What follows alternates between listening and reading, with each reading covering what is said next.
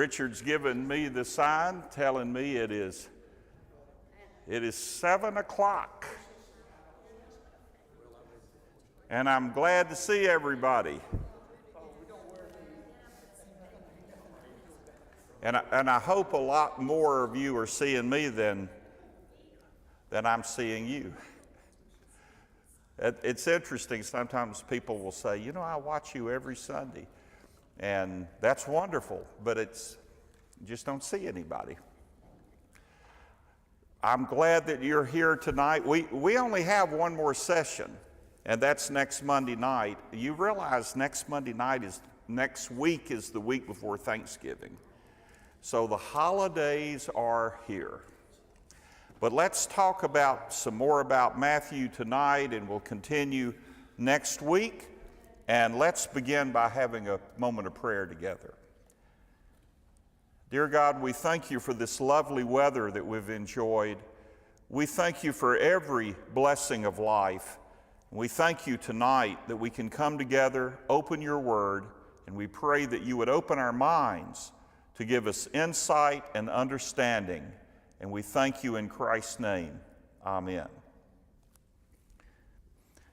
I want to go back, Walt, I'm going to go back to that thing for just a minute. Walt had asked me about the opening of the 12th chapter of Matthew when Jesus and the disciples were going through some grain fields, and it was the Sabbath day. And they were plucking ears of grain to eat. And of course, the Pharisees were upset with them, saying, you're not supposed to do that on the Sabbath. And Jesus said, well, if you haven't read what David did when he was hungry, and they even went into the house of the Lord, and they ate the bread that had been sanctified in the house. And then what Jesus is saying is, and I know in Mark's gospel, this is when he said, the Sabbath was made for man, not man for the Sabbath. But what he's talking about is so many times the rituals of our faith become more important than what they stand for. And we all continue, rituals are important, but at the same time, if they become an end in themselves, they've lost their meaning. Which reminds me of a story. When I was a little boy growing up, when we had communion, I'll always remember coming into our little church and looking up on the communion table, and what did you see? A cloth. That's right. All the elements were covered in a cloth.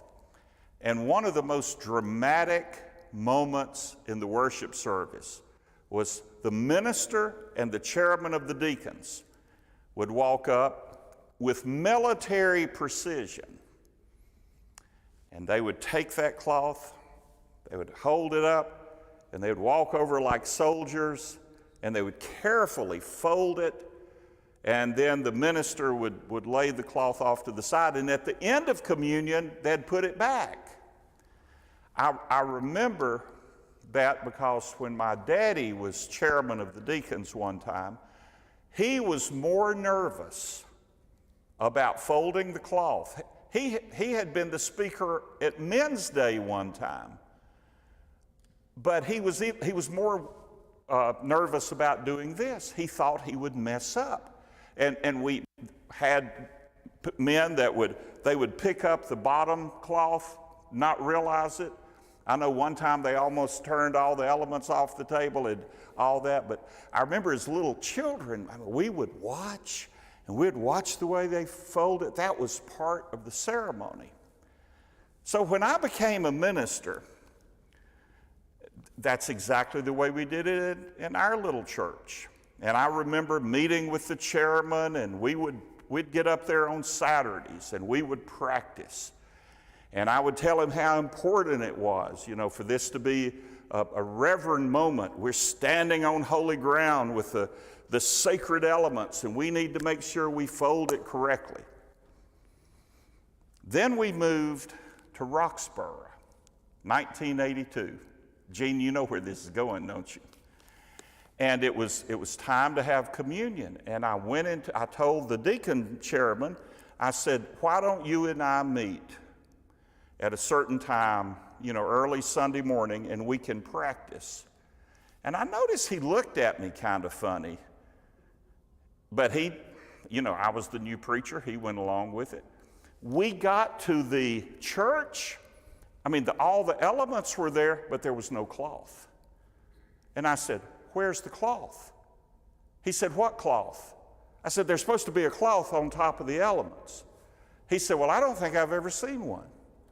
And I said, what? You don't have a cloth?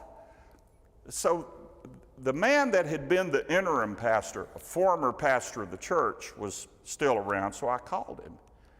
I said, listen, where's the cloth that goes over the elements? He starts laughing at me. He said, do you know why we used to always have a cloth over the elements? Keep the flies out. It was before air conditioning. And when you had open windows in the sanctuary, you keep the flies out. And I've thought about that a lot. Here I was convinced that was one of the most important rituals we did, never stopping to think about why we did it. It was just part of the ceremony. And I think that's what Jesus is saying.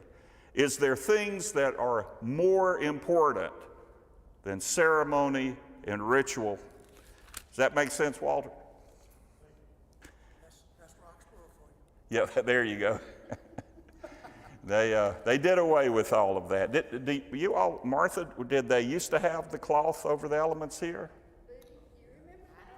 Yeah. Well, you all were progressive, even back in the day. What about in the Presbyterian church? Did they have a cloth over the elements? They did? In the Baptist church they did when I was a little girl. Yeah. We used to always have it. And in Pollocksville, that always had it. As far as I know, still have it. I wouldn't want to change it. You just have to stop and think why. Well, let's fast forward. I want to make a quick note of Matthew 13:24, this parable about the wheat and the weeds. I want to look at that. Then we're going to jump to the end of the 13th chapter that begins a new section. The parable of the wheat and the weeds is only found in Matthew. It's not found in the other Gospels. So just look at it quickly.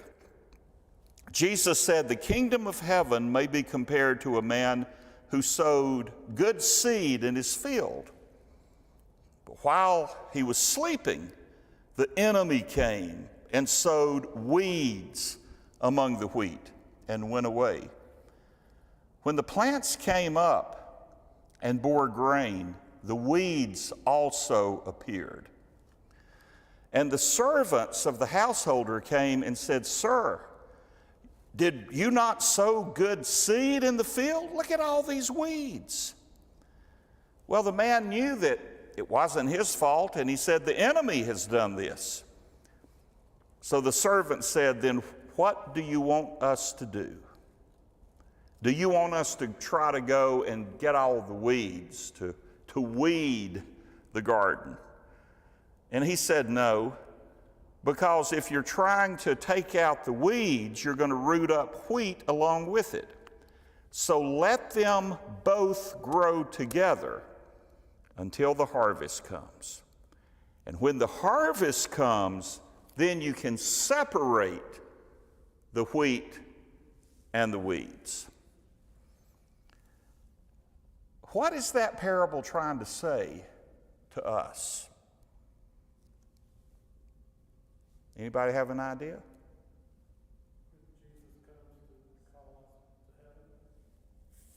Well, when you look at the judgment, there's going to be the separation. Some of this is pointing to the last judgment. I think it's also talking about the experience in the family of God, in the church, that you're always going to have weeds. You're always going to have a bad apple.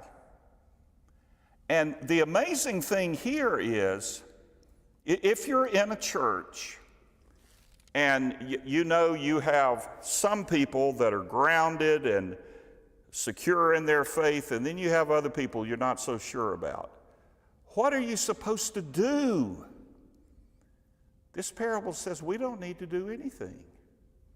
Let them grow together. In the end, it'll all be sorted out. I think it's talking about maybe about hypocrites. I'll tell you the best thing I've ever heard about hypocrites. When I was in college, I went to this little church to preach, and I was hoping that maybe I could find like a room where I could, finish getting ready for the sermon and all that, but I wasn't so lucky. In fact, they told me, we want you to be in this Sunday school class.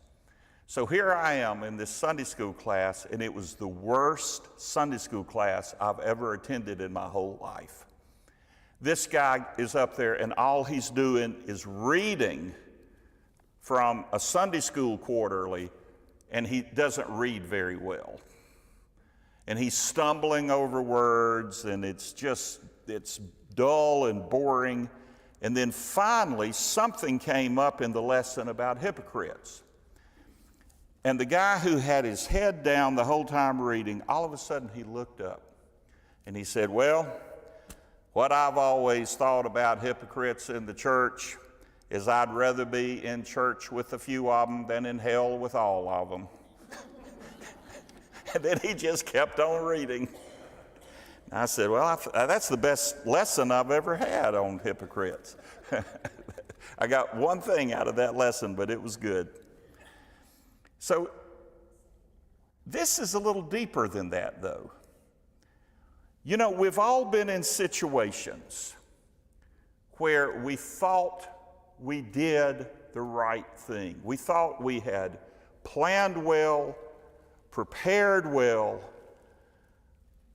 but it doesn't turn out the way we thought it would, because we are dealing with people. And there's some people who are always going to be 100% committed, and there are other people that are going to drop the ball. So what do we do in situations like that? This parable is about ambiguity, because life doesn't always go the way we want it to go. And mistakes happen, and people let us down. If I have worked hard on something and I've planned on something, but I'm depending on other people to make it happen, and they let me down, I want to do something about those weeds. But Jesus is saying, we don't have to do anything. Let me tell you a story about a guy, and Joyce will know who I'm talking about. And it happened in Roxborough a long time ago. That's no surprise. Yeah. There was a guy in our church. His mother was a saint, without a doubt. She was dedicated. She was in the choir. She did everything right. And she had, I think, maybe 3 sons, and 2 of her sons were just like she was. They were great, they were wonderful, they were talented, but there was one who was a bad weed. He just, I don't know, he caused problems. He just didn't seem to go along to do the right things. So I'm preaching a sermon one Sunday. I'm up in the pulpit, and the choir's behind me. And in the middle of my sermon, he walks in the back door, and he proceeds to give an obscene gesture to me. And I see it happen. The choir saw it happen. His mother saw it happen. I mean, we were all horrified. And I was thinking, what should I do? What should I say? And of course, I was a lot younger then, and I could have reacted, but instead I just acted like it never happened. And I just kept on going. Not long after that, and our tech crew might find this interesting, I was doing something in the service, and I don't remember the details, but a lot of it depended on the person that was doing the sound, because I used to never use a wireless mic, but for this thing I was, even though it was just a part of the sermon. I was going to use a wireless mic, and this guy that I'm talking about knew technology very well. And something told me that Sunday morning to go and look at the sound system. And I discovered he had sabotaged the sound system. That if I had switched over to that wireless mic, guys, he had turned it up just as loud as it would go, and it would have been a disaster. And it would have destroyed everything we were trying to do. I mean, that's the kind of guy I was dealing with. And again, I had to think about, well, what do I do? Do I say anything? Do I call his mother? I definitely wasn't going to do that.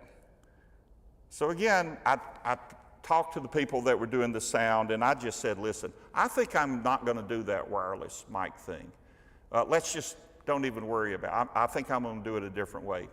And so everything went just fine. But I was dealing with somebody like that, and I think what Jesus is saying to us here is there are times you just have to let the weeds exist among the wheat.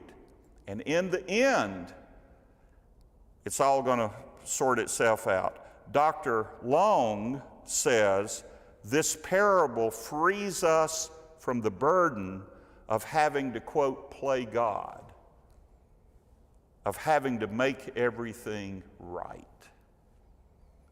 And when you are a leader, you want everything to be right.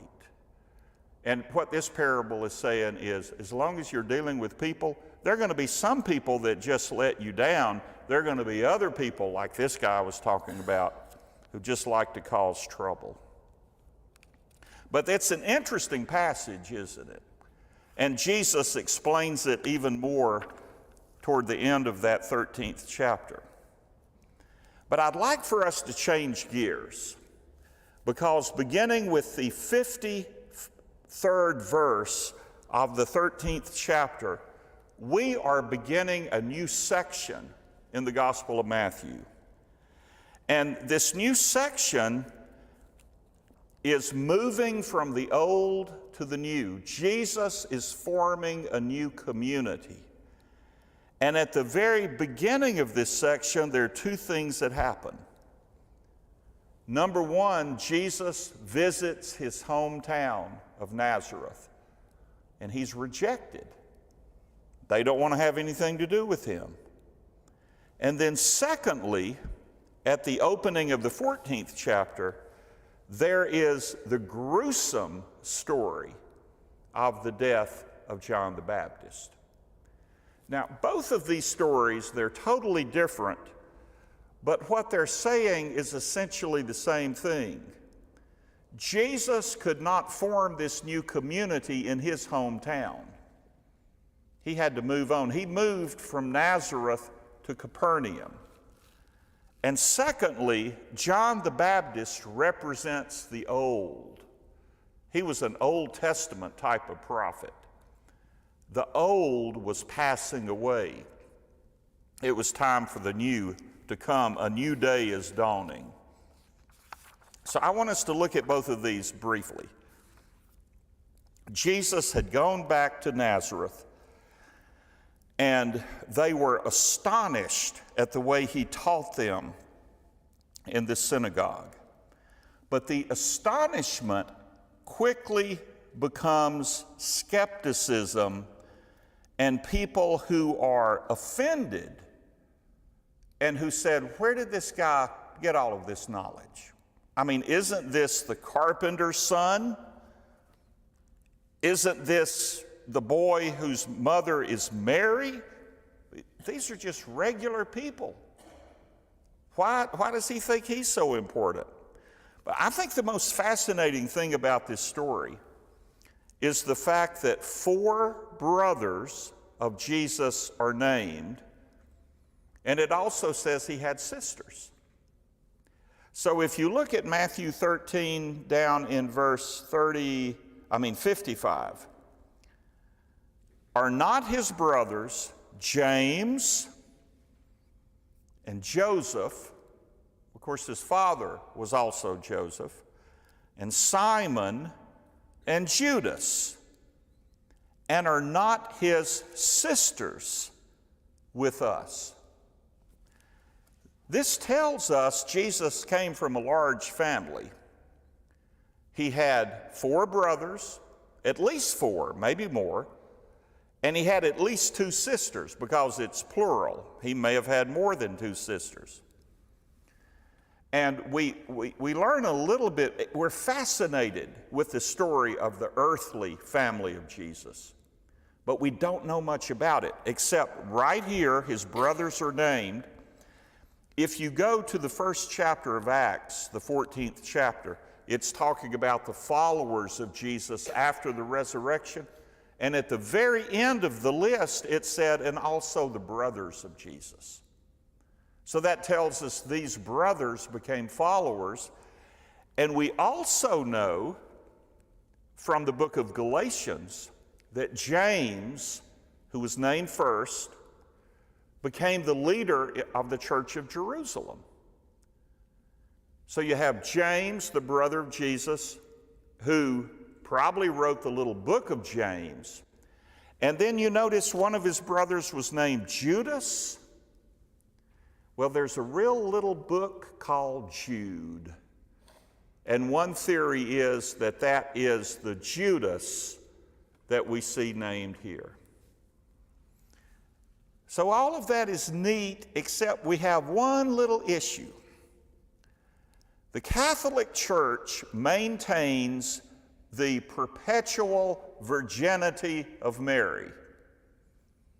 So this presents a problem, doesn't it? Let me tell you how they've dealt with that.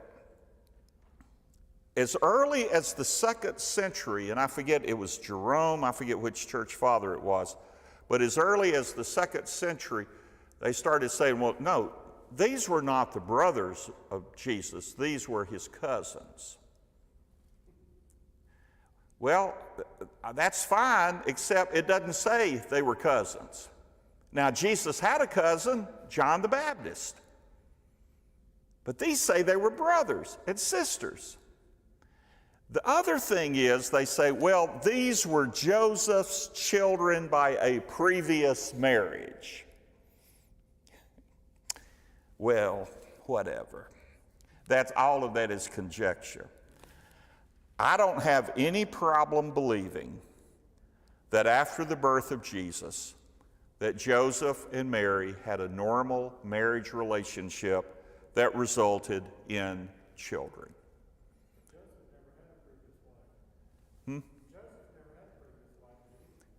It's never mentioned.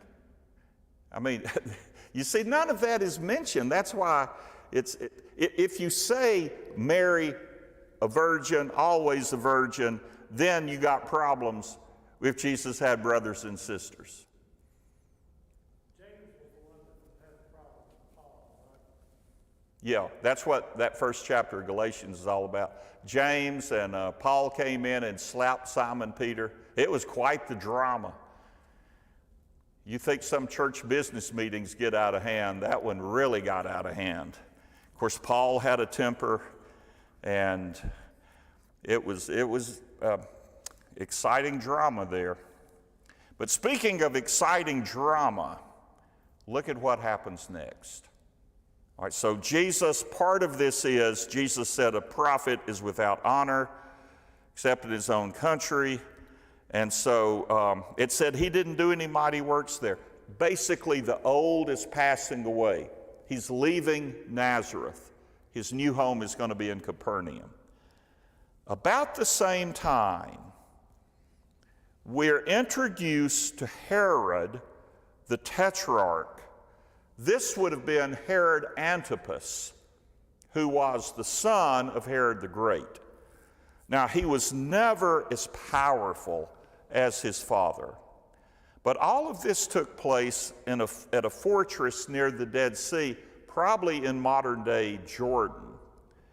And John the Baptist was in prison. Well, you know why John the Baptist was in prison?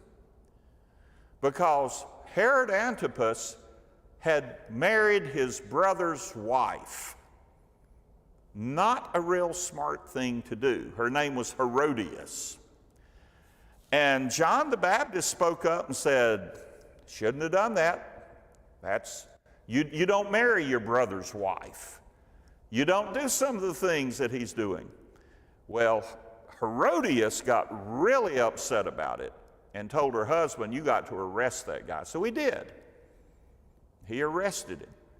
But Herod Antipas was fascinated by John the Baptist. I mean, there's some accounts that even talked to John the Baptist because John the Baptist was a holy man. He was fascinated. He wasn't in fear of him, but he respected him. And then comes this bizarre scene that takes place. There was a birthday party, and Herod Antipas threw quite the party. It was his birthday, and the daughter of his wife Herodias, and Josephus tells us her name was Salome, she came in and danced. And it wasn't the Nutcracker. It was, you could say, it was licentiousness. It was some dance that got, no doubt all the guys at the party were probably already drunk, and she comes in and has a seductive dance, and they're just beating on the tables and whistling and shouting, and I mean, everything was just great. And Herod said, he was so excited, he said, you can have anything you want. He never should have said that. So she goes to her mother and said, what should I ask? And of course, her mother said, John the Baptist's head on a platter. By the way, if you follow the lectionary, this story is never in it. Wonder why? So, and it says here in the 9th verse that the king was sorry. He's thinking now, I never should have said that. But he can't go back on his word because he did it publicly in front of all these people. And so he had John the Baptist beheaded in prison. His head was brought on a platter and given to the girl, which I don't know how she reacted, but it said she took the platter with the head to her mother. A lot of famous artworks are grounded on this story. And Matthew is the only one that tells us that the disciples came and took his body and buried it, and then they went and told Jesus. Now, where they buried his body, we don't know, but I can give you a list of probably 2 or 3 dozen places where you can see parts of John the Baptist's body, because it became a holy relic. And if all of those bones that are out there really belong to John the Baptist, he probably was as big, as tall as this sanctuary, because up there everywhere you can go to famous museums, and in the Crusades, you know, they would come back with holy relics, and somebody say, yeah, I got a joint from John the Baptist's finger here, and they paid a lot of money and they took it back and it became a holy relic and all that kind of stuff. But I wouldn't put a whole lot of stock in that. The message was this. The old, John the Baptist represents the old. He's the bridge between, he's the voice crying in the wilderness, the bridge between the old and the new. Now he's gone. But there's a couple of things we need to notice here. Look at the way this story begins in the second verse. It said, when they heard about the fame of Jesus, Herod said, "This is John the Baptist. He's been raised from the dead." That's a foreshadowing. Well, there are two or three things that are foreshadowed. One is foreshadowing the persecution and the death of Jesus. That was just as gruesome, if not more so. I mean, beheading, it's quick. Not what happened to Jesus. The second thing is, it is a foreshadowing of the resurrection. For this king, Herod Antipas, to say he's been raised from the dead, look at what's going to happen at the end of the gospel. You can kill God's messenger, but you cannot kill the message of God. One of the church fathers, John Chrysostom, said he cut off the head of John the Baptist, but he did not cut off his voice. It continues. But there's something else. And I think this becomes very personal with Jesus. It said after they buried the body, and that's in 14:12, they went and told Jesus. Can you imagine? I mean, we all know what it is to get bad news. Can you imagine what Jesus thought, how he reacted when they came? First of all, that was his cousin. Secondly, it was John the Baptist who had prepared the way in the wilderness. John the Baptist who pointed to Jesus and said, "Behold the Lamb of God who takes away the sin of the world." It was John the Baptist who stood in the River Jordan and said to Jesus, "You need to be baptizing me, not the other way around." And now he hears that he's dead.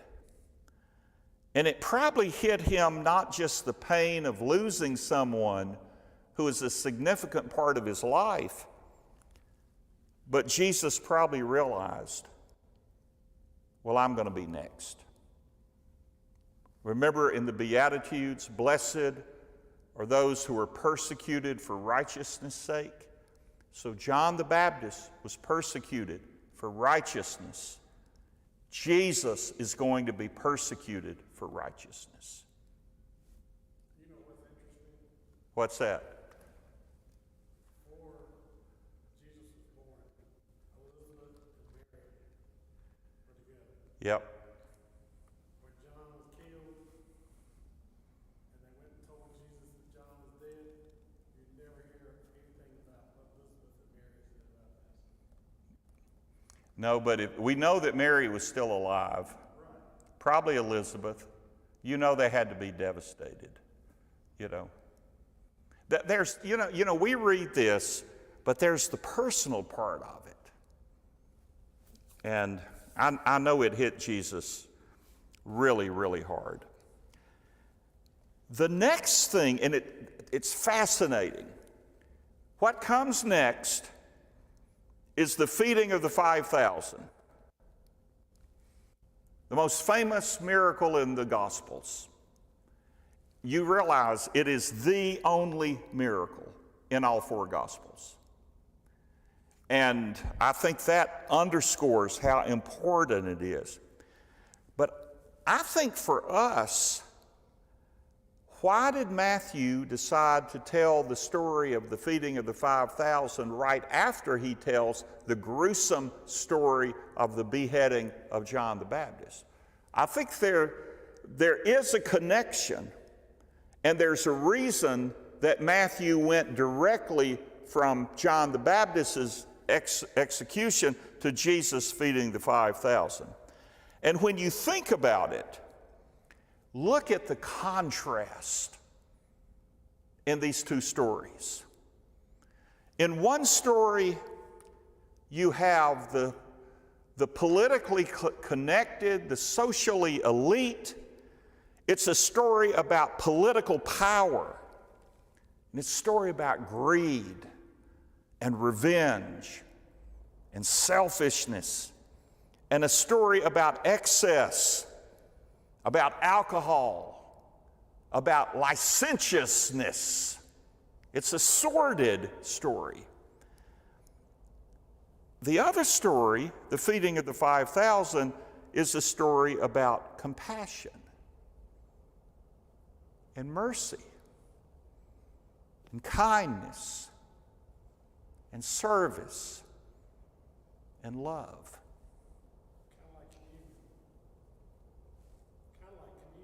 Yeah. Communion's a big part of this. I think Matthew has a reason of putting these together.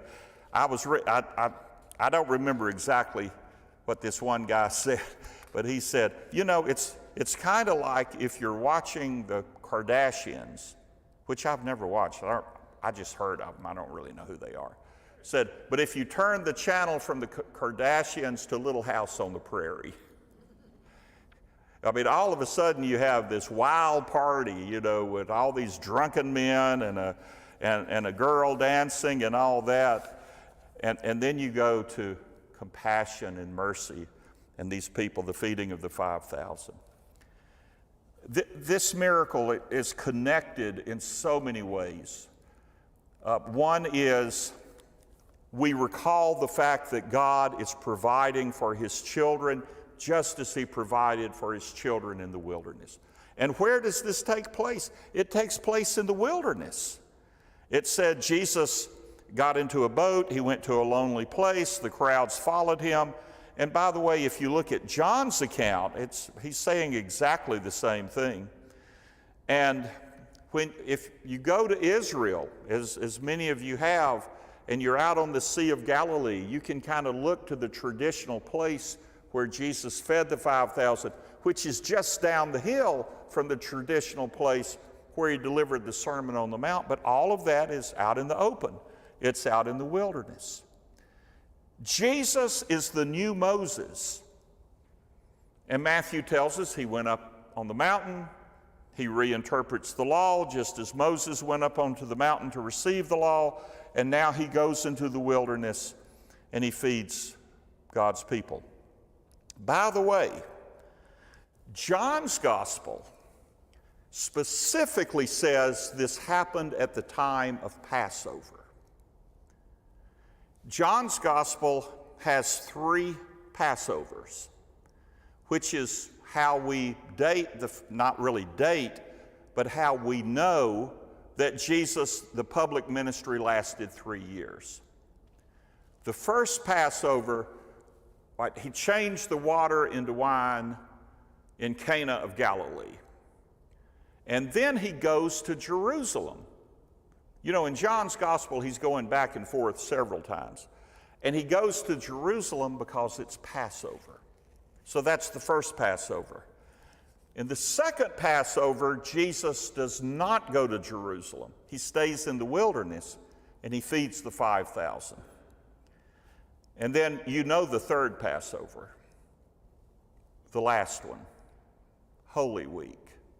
So we know there were 3 Passovers. This is a story that has a lot of connections with the Old Testament. Probably besides Moses and the children of Israel, probably the connection that is most closely related to this is in 2 Kings chapter 4, beginning in verse 42.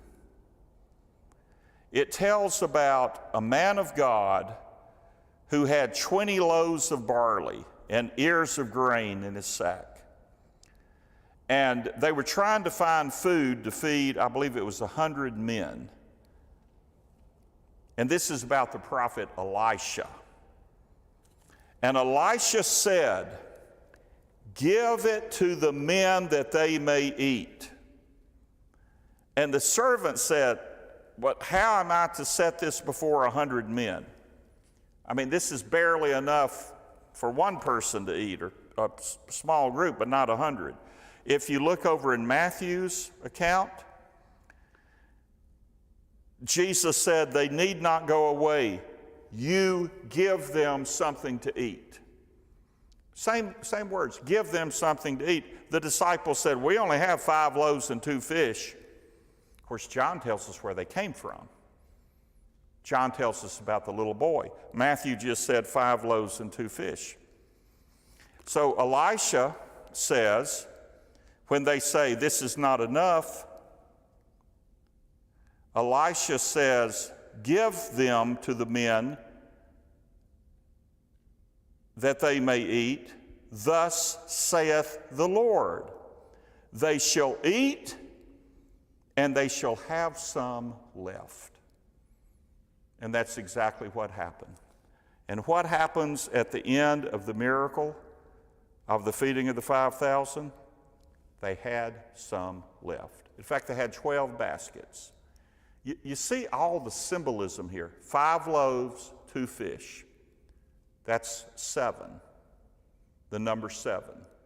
They had 12 baskets left, 12 tribes of Israel, enough for all the people of God.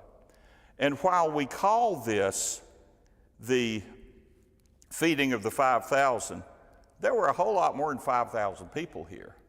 Because you see, when this starts, where does it give us the number? It said he ordered the crowds to sit down on the grass. Where does it? Oh yeah, it's right at the end of the story. I thought I'd missed it. Verse 21. And those who ate were about 5,000 men. Oh, but by the way, there were women and children. So you take 5,000 men and you add women and children, this may have been 15,000. This may have been 20,000. But it's a wonderful, wonderful story, and it speaks to us on so many different levels.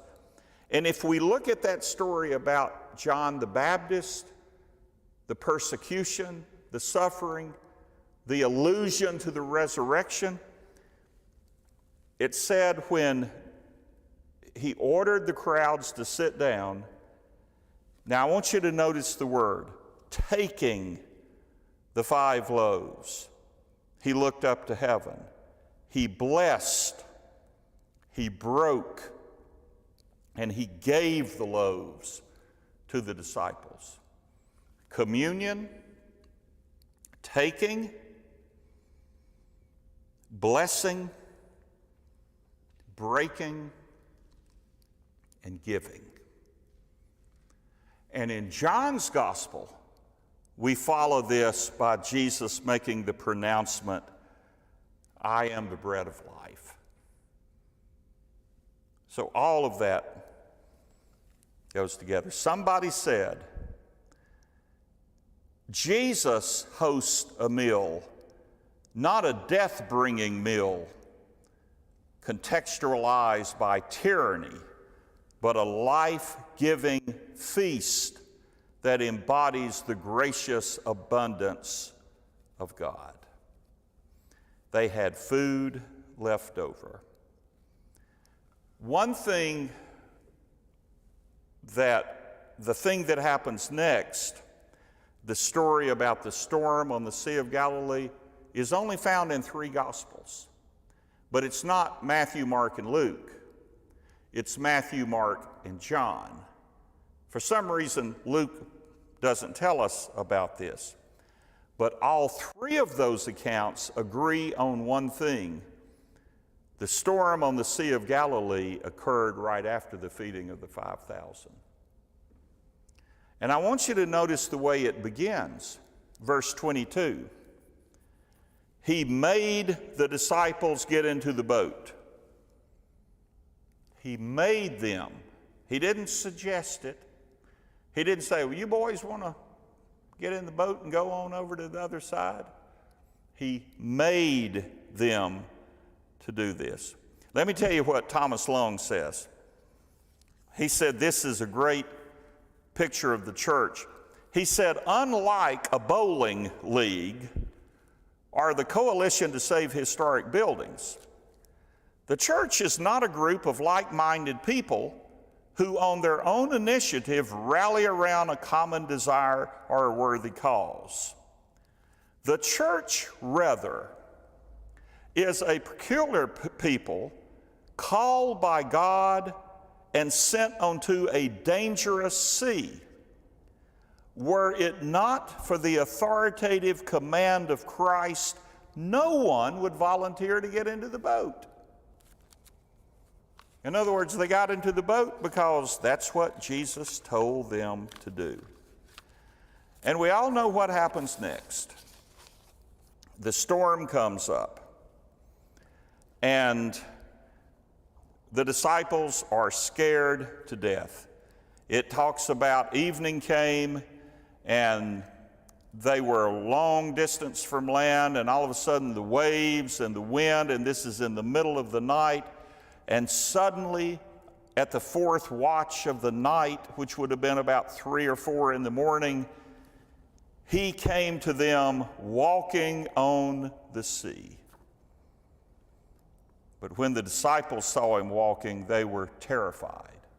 They said, it's a ghost. And they cried out for fear. But immediately he spoke to them, saying, take heart. What's the next words?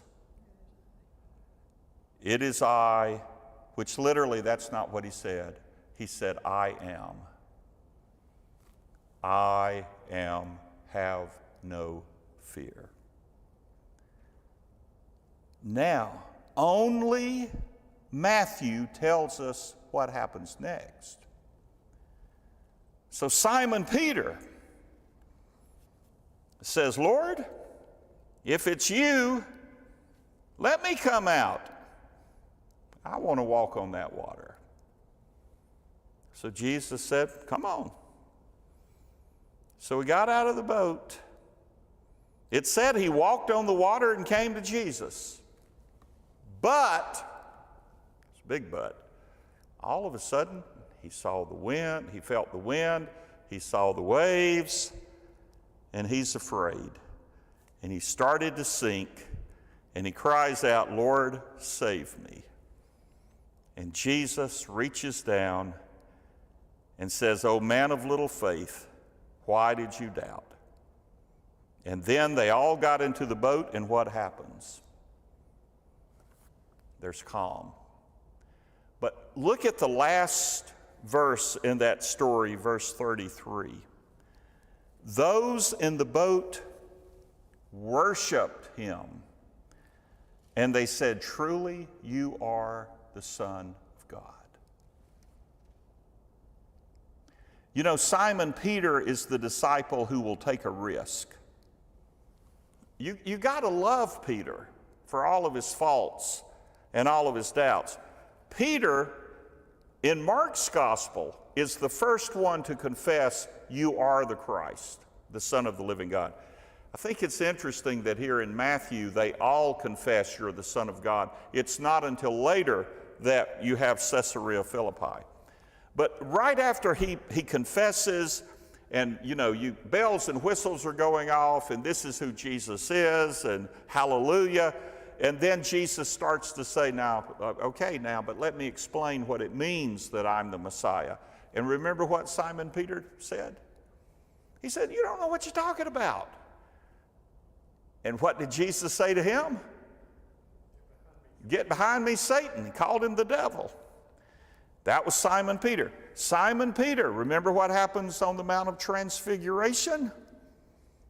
He said, well, let's just build some booths and stay up here forever. That was a dumb idea. That was Simon Peter. Simon Peter says to Jesus, I will never deny you. 3 times. They go into the Garden of Gethsemane. Simon Peter wants to pray with Jesus in the garden, but what happens? He falls asleep. And here he wants to walk. Oh, and not only that, who is it that pulls out a sword and wants to start a fight in the garden? Simon Peter. And Simon Peter wants to walk on the water, but then he sinks. I've got a good commentary on that. I don't know if you all know the name Barbara Brown Taylor. I think she's still around, but I just want to read what she said about this. She said, like Peter, we have faith and we doubt. We try to walk with Jesus and we fail. We take a few steps and we sink. And we cry out, Lord, save us. And he does, giving us both his hands and his rebuke. Oh, you of little faith, why did you doubt? And when we hear that, most of us consider ourselves a failure. But then she asks the question, but can you imagine if this story turned out the other way? What if Peter had not sunk?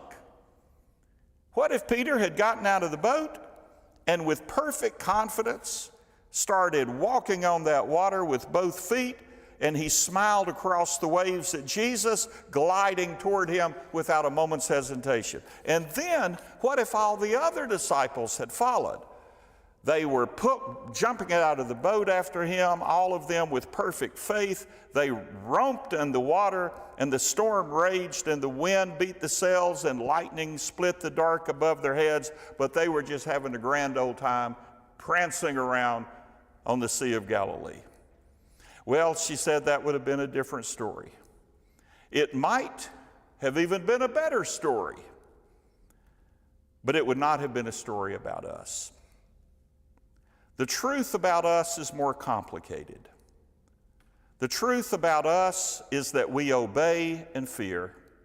We walk and we sink. We believe and we doubt. But it is not like we do only one or the other. We do both. Our faith and our doubt are not mutually exclusive. They both exist in us at the same time. It bears us down. It gives us courage, and it feeds our fears. It supports our weight on the wild seas of our lives, even as we're sinking like stones. This is why we need Jesus.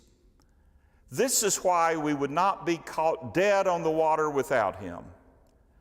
Our fears and our doubts may paralyze us, but they're also what makes us cry out for his saving touch. So how can that be all bad? If we never sank, if we could walk on the water just fine by ourselves, we wouldn't need a Savior. We could go into business for ourselves.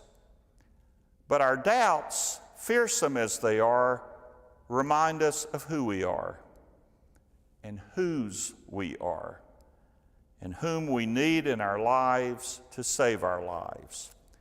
When we sink, as Peter does, as we all do, our Lord reaches out and catches us, responding first with grace and then with judgment. Why did you doubt? But never with rejection.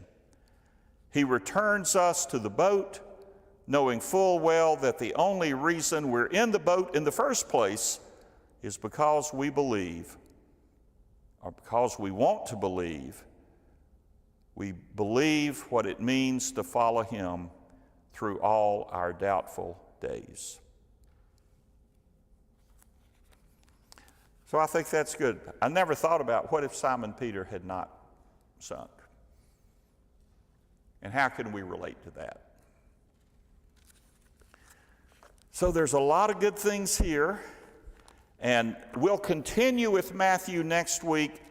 And we're going to get up to that point at Caesarea Philippi when Simon Peter makes the confession, "You are the Christ, the Son of the living God." So we'll talk about that next week. And that will be our final session of the fall. Thank you for being here, and hope to see you then.